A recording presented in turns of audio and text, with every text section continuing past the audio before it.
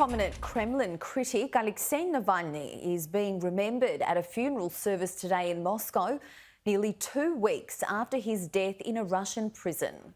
Sky UK reporter Diana Magnay has the details. The body of Alexei Navalny is now in the church behind me, and you said 1,000 people. I would say many, many thousands of people have come to pay a final respects to Alexei Navalny. We'll just point the camera down the road. You'll see the way the line stretches, and it's not just here. It's on the other side of the boulevard. People are crowding in shop fronts all around the front of the church. They were clapping as the body went in. They were chanting Navalny. They were chanting Alexei. It was a very moving moment, and I think that many of people in this huge crowd have brought flowers and want to have the opportunity to say goodbye one last time to a man who brought so many of them out onto the streets for the last more than a decade to try and fight for freedoms that Vladimir Putin has crushed.